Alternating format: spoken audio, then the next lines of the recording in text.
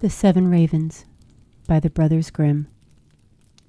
A man had 7 sons, but however much he wished for a daughter, he did not have one yet. Finally, his wife gave him hope for another child, and when it came into the world, it was indeed a girl. Great was their joy, but the child was sickly and small, and because of her weakness, she was to be given an emergency baptism.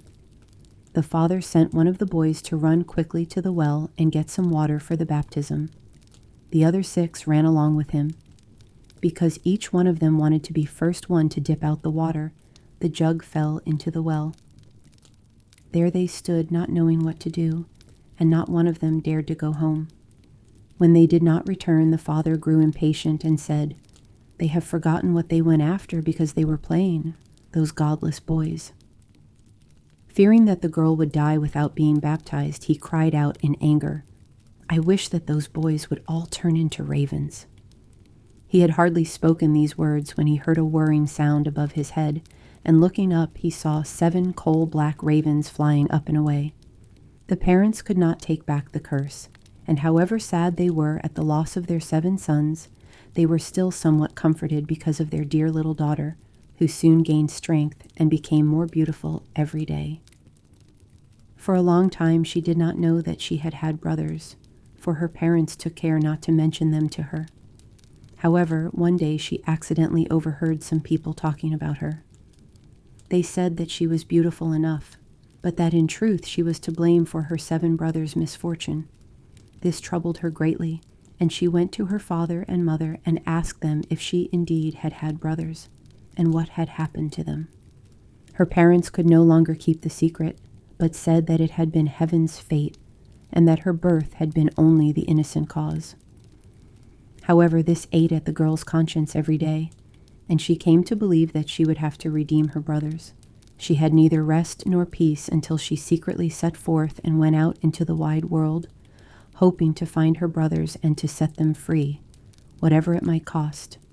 She took nothing with her but a little ring as a remembrance from her parents, a loaf of bread for hunger, a little jug of water for thirst, and a little chair for when she got tired. She walked on and on, far, far to the end of the world. She came to the sun, but it was too hot and terrible and ate little children. She hurried away and ran to the moon, but it was much too cold and also frightening and wicked. And when it saw the child, it said, "I smell human flesh."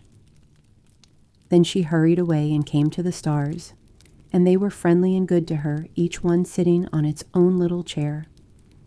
When the morning star arose, it gave her a chicken bone and said, "Without that chicken bone you cannot open the glass mountain, and your brothers are inside the glass mountain."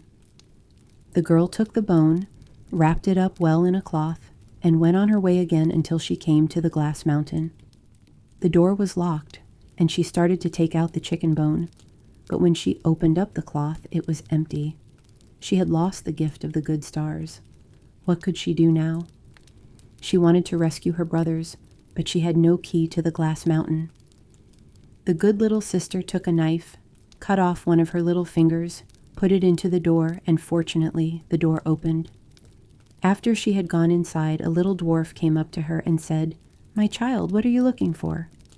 "I am looking for my brothers, the 7 ravens," she replied. The dwarf said, "The Lord Ravens are not at home, but if you want to wait here until they return, step inside." Then the dwarf carried in the ravens' dinner on 7 little plates and in 7 little cups. The sister ate a little bit from each plate and took a little sip from each cup. Into the last cup she dropped the ring that she had brought with her.